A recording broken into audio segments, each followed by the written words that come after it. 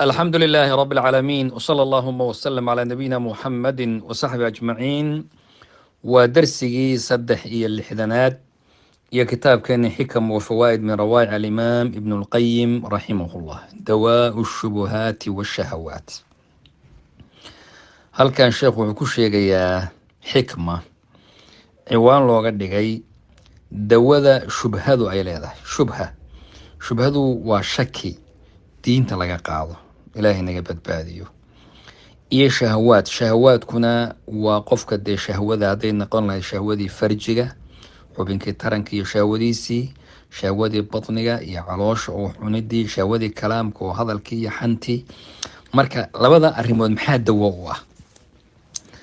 ibnu qayim wuxuu yiri raximahullah, fitnatu shubuhaati tudfacu bilyaqiin wa fitnatu shahawaati tudfacu bisabri وبالصبر واليقين تنال الإمامة في الدين.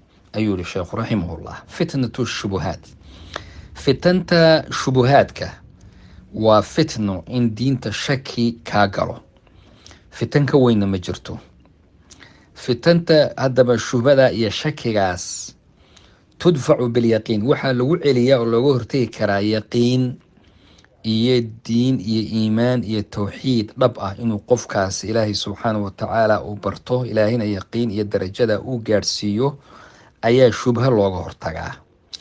wa fitnatu shahawaadka fitantoodana waxaa lagu celiyaa tudfacu bisabr, in la sabro oo laga sabro shaygii shahwadaadii iyo xumaantii uu xubinka taranku rabay iyo tii caloosha iyo xaaraantii rabtay iyo hadalkii iyo baantii iyo xantii uu rabay.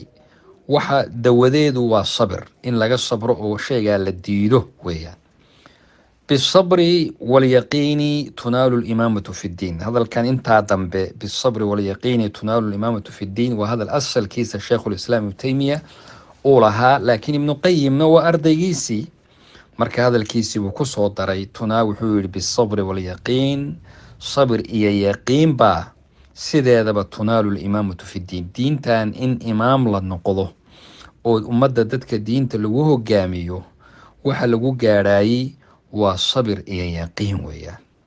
wuxuu ku sheegay sheekhu kitaabkiisii igaathatu lahfaan ayuu macluumadana ku sheegay. igaathatu lahfaan ayuu ku sheegay igaathatu lahfaani fi masaa'id shaytaan aw min masaa'id shaytaan, taas ayuu ku sheegay.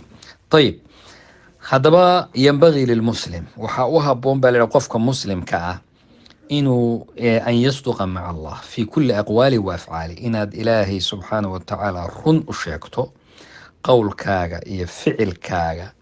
wa an yatakhalaa can asbaabi alfasaadi waalinxiraaf, inaad ka tagto ood ka cararto asbaabta keenta fasaadka iyo inxiraafka iyo qalloocana ka fogaato.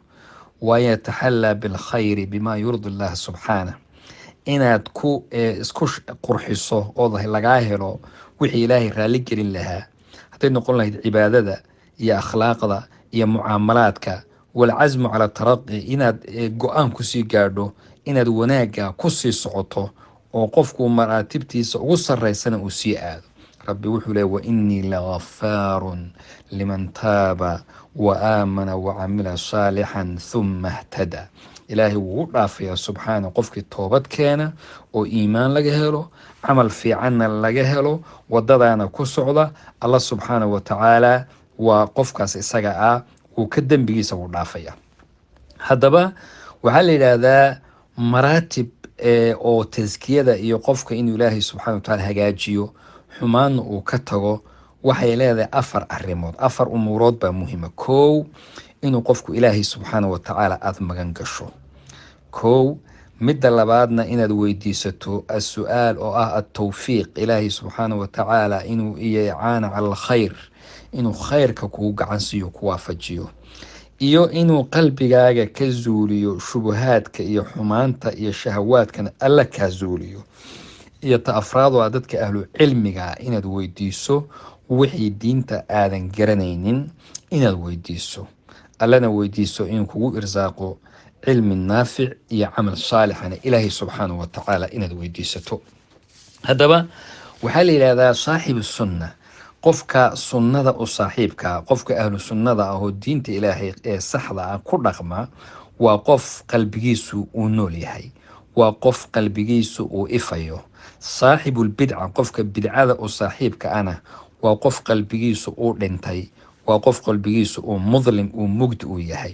haddaba qalbiga ifaya waa qalbiga ilaahay subxaanahu watacaala gartay, ilaahayna subxaanahu watacaala u hoggaansamay, fahmayna diinta iyo wanaagga iyo xaqeeda, towxiidka alla qaatay, rasuulka raacay.